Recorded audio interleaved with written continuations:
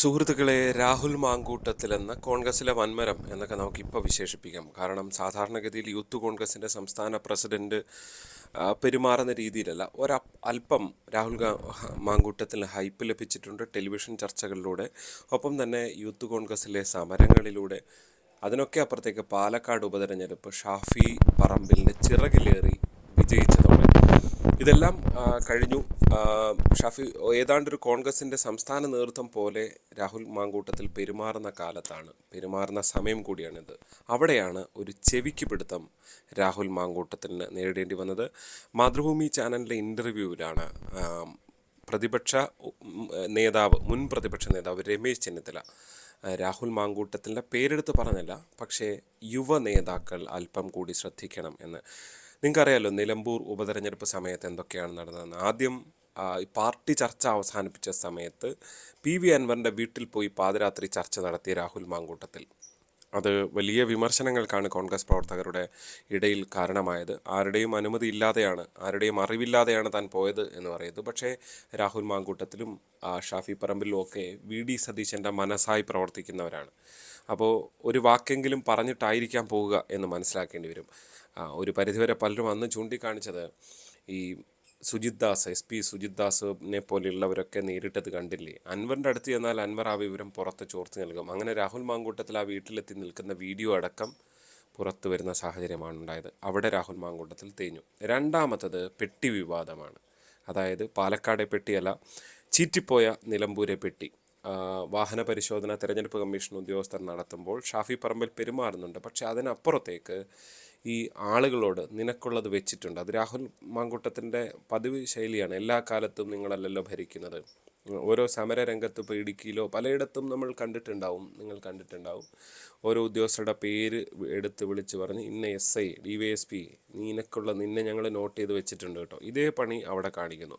പക്ഷെ രാഹുൽ മാങ്കൂട്ടത്തിൽ വെറും ഒരു യൂത്ത് കോൺഗ്രസിൻ്റെ സാധാരണ താഴേക്കിടയിലുള്ള നേതാവല്ല, സംസ്ഥാന അധ്യക്ഷനാണ്, സംസ്ഥാനം ശ്രദ്ധിക്കുന്ന നേതാവാണ്. അവിടെയാണ് ഒരു തെരഞ്ഞെടുപ്പ് രംഗത്ത് നിന്നുകൊണ്ട് ഇത്തരം അട്ടഹാസങ്ങൾ നടത്തിയത്. അത് കോൺഗ്രസിനെ സംബന്ധിച്ച് തെരഞ്ഞെടുപ്പ് രംഗത്താണ്, സാധാരണ അതിന് മുൻപ് കിട്ടുന്നതല്ല. ഇപ്പോൾ ഈ അതിൽ മെറിറ്റിൻ്റെ പ്രശ്നം കൂടിയുണ്ട്. അതായത് വാഹനം ആരുടെയും പരിശോധിക്കാം, മറ്റുള്ളവരുടെ പരിശോധിച്ചോ ഇല്ലയോ എന്നുള്ളതല്ല, നിങ്ങളുടെ പരിശോധിക്കുമ്പോൾ നിങ്ങൾ സഹകരിച്ചോ എന്നുള്ളതാണ്. സഹകരിക്കാതെ അത് പെട്ടി തുറക്കുമ്പോഴോ അല്ലെങ്കിൽ അത് ചെയ്യുമ്പോഴോ ഒക്കെ വലിയ ബഹളം വെക്കുക എന്ന് പറഞ്ഞാൽ അത് പ്രശ്നമാണ്. നിങ്ങൾക്ക് ചൂണ്ടിക്കാണിക്കാം, ഇതാ ഞങ്ങളുടെ മാത്രമാണ് പരിശോധിക്കുന്നത്, കോൺഗ്രസിനെ മാത്രമേ പരിശോധിക്കുന്നുള്ളൂ എന്നൊക്കെ പറയാം. പക്ഷെ അതിന് തടസ്സപ്പെടുന്ന നിലയിലുള്ള സംഭാഷണം, ഒടുവിൽ ആ പരിശോധിച്ച ഉദ്യോഗസ്ഥന് പണി കൊടുക്കും എന്ന പ്രഖ്യാപനം, അത് ഇവർ തന്നെ വീഡിയോ എടുക്കുന്നു, ഇവർ തന്നെ പ്രചരിപ്പിക്കുന്നു. അതൊരു തിരിച്ചടിയായി മാറി എന്നുള്ളതാണ്. അതിൽ ഷാഫി പറമ്പിലുണ്ട്. കാര്യങ്ങൾ ഒരൽപ്പം കൈവിട്ടു പോയെന്ന് ഷാഫിക്ക് അന്ന് മനസ്സിലായതുകൊണ്ടാണ് ഷാഫി മതി എന്ന് പറഞ്ഞ് തിരുത്തുകയും ചെയ്യുന്നത്. എന്തായാലും ഈ വിഷയങ്ങളൊക്കെ അവിടെ നിൽക്കുമ്പോഴാണ് രമേശ് ചെന്നിത്തല വിമർശിക്കുന്നത്. ഇതിനും പുറമെ ഏറ്റവും ഒടുവിൽ അവിടെ ഒരു ആദിവാസി കോളനിയിലൊക്കെ മറ്റോ പോകാൻ നേരത്ത് DYFIക്കാർ രാഹുലിൻ്റെ വീഡിയോ എടുത്തതും അവിടെ ഒരു തർക്കം ഉണ്ടാകുന്നുണ്ട്. അത് പിന്നെ പോട്ടെ, പാർട്ടി പ്രവർത്തകർക്കിടയിലെ തർക്കമാണെന്ന് പറയും. പക്ഷേ ഈ തെരഞ്ഞെടുപ്പ് ഉദ്യോഗസ്ഥർക്കിടയിലെ തർക്കം, അവരുമായുണ്ടായ തർക്കം, ഒപ്പം തന്നെ PV അൻവറിൻ്റെ വീട്ടിൽ പോയത്, ഇത് രണ്ടും രമേശ് ചെന്നിത്തലയെ രമേശ് ചെന്നിത്തലയെ ചൊടിപ്പിച്ചു എന്ന് പറയേണ്ടി വരും. ഇതിനൊരു കാരണം കൂടിയുണ്ട്. നോക്കൂ, ഈ KPCC അധ്യക്ഷനുമായി ബന്ധപ്പെട്ട് അതാണ് ഏറ്റവും കൗതുകകരമായുള്ളത്. അദ്ദേഹം അധ്യക്ഷ പ്രഖ്യാപനവുമായി ബന്ധപ്പെട്ട് പല ചർച്ചകളും നടക്കുന്ന സമയത്ത് മുതിർന്ന നേതാക്കൾ കുറച്ചുകൂടി പക്വത കാണിക്കണം എന്ന് പറയുന്ന, അതായത് മുതിർന്ന നേതാക്കളെ ഉപദേശിക്കുന്ന, കോൺഗ്രസിൻ്റെയൊക്കെ സംസ്ഥാനത്തെ വലിയ നേതാക്കളെ ഉപദേശിക്കുന്ന രാഹുൽ മാങ്കൂട്ടത്തിലെയാണ് അന്ന് നമ്മൾ കണ്ടത്. പല നേതാക്കളും KPCC അധ്യക്ഷ സ്ഥാനവുമായി ബന്ധപ്പെട്ട പല അഭിപ്രായങ്ങളൊക്കെ പറയുന്നത് കോൺഗ്രസിലെ ശീലമാണല്ലോ. അപ്പോൾ അവരെ അച്ചടക്കം പഠിപ്പിക്കാൻ ഇറങ്ങിയ രാഹുൽ മാങ്കൂട്ടത്തിലെയാണ് അന്ന് കണ്ടത്. അങ്ങനെ രാഹുൽ മാങ്കൂട്ടത്തിൽ ഒരു പൊതുശല്യമായി ഈ മുതിർന്ന നേതാക്കൾക്കിടയിൽ ഫലത്തിൽ മാറുന്ന സാഹചര്യം അന്ന് ഉണ്ടായി എന്ന് തന്നെ വിലയിരുത്തേണ്ടി വരും.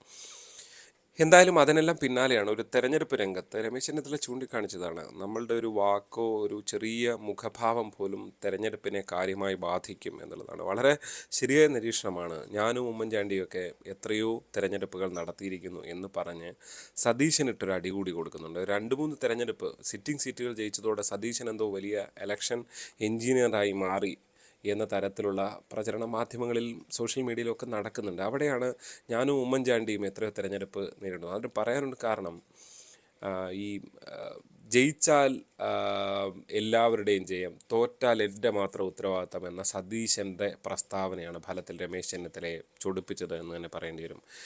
രമേശ് ചെന്നിത്തല ചൂണ്ടിക്കാണിക്കും, ഞങ്ങളൊക്കെ എല്ലാവരും ചേർന്നാണ് തിരഞ്ഞെടുപ്പ് നടക്കുന്നത്, തോറ്റാലും ജയിച്ചാലും എല്ലാം എല്ലാവരുടെയും ഉത്തരവാദിത്തമാണ്, അല്ലാതെ തോറ്റാൽ ഇന്ന ആളുടെ, അങ്ങനെ വലിയ വലിയ വിശാല മനസ്കരായി നിൽക്കുന്ന വി ഡി സതീശനിട്ടൊരു അടി കൊടുക്കുകയാണ് രമേശ് ചെന്നിത്തല അവിടെ ചെയ്തിരിക്കുന്നത് തെരഞ്ഞെടുപ്പിന് ശേഷം എന്നതിൽ യാതൊരു സംശയവുമില്ല. രമേശ് ചെന്നിത്തല ഒരു പക്ഷേ കുറേ കാലമായി പക്വതയോടെ രാഷ്ട്രീയത്തിൽ, ഇപ്പോൾ രമേശ് ചെന്നിത്തല പുതുപ്പള്ളി തെരഞ്ഞെടുപ്പ് സമയത്താണ് രമേശ് ചെന്നിത്തല AICC പ്രവർത്തക സമിതിയിൽ എടുക്കാതിരുന്ന തീരുമാനം പുറത്തു വരുന്നത്. അന്ന് രമേശ് ചെന്നിത്തല കഴിഞ്ഞ തവണ നന്നായി പെർഫോം ചെയ്ത രമേശ് ചെന്നിത്തല പ്രതിപക്ഷ നേതാവ് സ്ഥാനത്ത് നിന്ന് മാറ്റി തൊട്ടു പിന്നാലെ ഈ AICC പ്രവർത്തക സമിതിയിൽ ഉൾപ്പെടുത്താത്ത സാഹചര്യം വരുന്നു. അങ്ങനെയെല്ലാം വന്നപ്പോൾ അന്ന് ഞാൻ പ്രതികരിക്കില്ല, ഞാനൊരു ഉറച്ച പാർട്ടിക്കാരനാണ്, ഈ സമയത്ത് ഒന്നും പറയില്ല, പിന്നെയും അദ്ദേഹം ഒന്നും പറഞ്ഞില്ല, പാർട്ടിയുടെ തീരുമാനം അംഗീകരിക്കുന്നു. അങ്ങനെ പാർട്ടി എടുക്കുന്ന എല്ലാ തീരുമാനത്തിനും ഒപ്പവും ചേർന്ന് നിൽക്കുന്ന തന്ത്രശാലിയായ ഒരു രാഷ്ട്രീയ നേതാവായി രമേശ് ചെന്നിത്തല മാറിയിരിക്കുന്നു. അങ്ങനെ മാറി നിൽക്കുന്ന രമേശ് ചെന്നിത്തല ഒരിക്കൽ അടിക്കുമെന്ന് ഉറപ്പാണ്. അതിൻ്റെ കാരണം രമേശ് ചെന്നിത്തല നേരത്തെ തന്നെ പറഞ്ഞിട്ടുണ്ട്, കേരളത്തിൻ്റെ മുഖ്യമന്ത്രിയാകാൻ എനിക്ക് ആഗ്രഹമുണ്ട്. ഒരു ആഗ്രഹം തുറന്നു പറയുന്നതിൽ എന്താണ് കുഴപ്പം എന്നുള്ളത്. രമേശ് ചെന്നിത്തല അത്രയും അംബീഷ്യസ് ആയ നേതാവാണ്. ഏതാണ്ട് 25-ാം വയസ്സിൽ കരുണാകരൻ്റെ കൈപിടിച്ച് മന്ത്രിസഭയിലെത്തിയ ആളാണ്. അങ്ങനെയുള്ളൊരു നേതാവാണ്. ഒരുപാട് കളികൾ കണ്ട് വളർന്നതാണ്. ഇപ്പോഴത്തെ കാലത്തെ കളികൾ മാത്രമല്ല, രാഹുൽ മാങ്കൂട്ടത്തിൽ ഇപ്പോൾ കളിക്കുന്ന കളികൾ ഒന്നുമല്ല അക്കാലത്തെ കളി.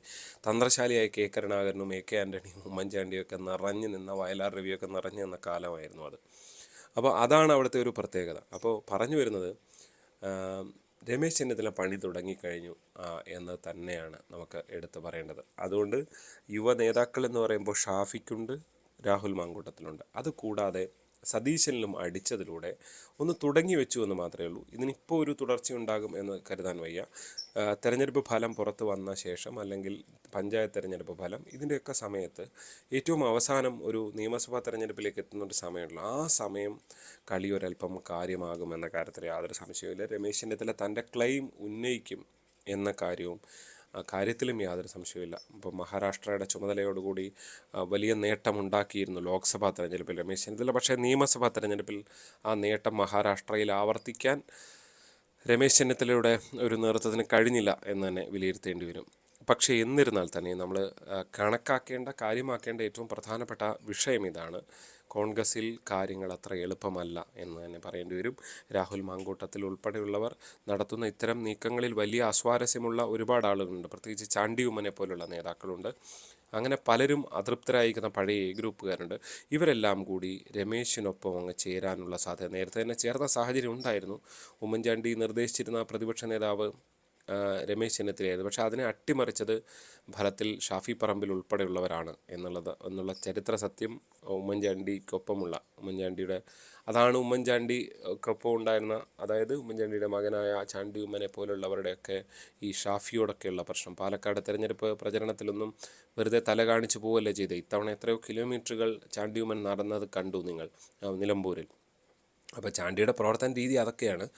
അപ്പോൾ അതെല്ലാം മറികടന്നുകൊണ്ട്, അതെല്ലാം മാറ്റിവെച്ചുകൊണ്ട് പാലക്കാട് പോകാതിരുന്നതിൻ്റെ റിയൽ റീസൺ ഈ നേരത്തെ പറഞ്ഞാണ്. അപ്പോൾ രമേശിൻ്റെ നീക്കം അത് മുഖ്യമന്ത്രി പദം വരെ എത്തിക്കുമോ? രാഹുലിൻ്റെ കാര്യങ്ങൾക്ക്, രാഹുൽ മാങ്കൂട്ടത്തിൻ്റെ ദിനങ്ങൾ ഫലത്തിൽ യൂത്ത് കോൺഗ്രസ് അധ്യക്ഷൻ ഇമാതിരി കളികൾ, ഇതൊക്കെ കോൺഗ്രസ്സിന് തലവേദന ആയിക്കഴിഞ്ഞു. അത് രാഹുലിൻ്റെ സ്ഥാനം തെറിപ്പിക്കാൻ കാരണമാകുമോ?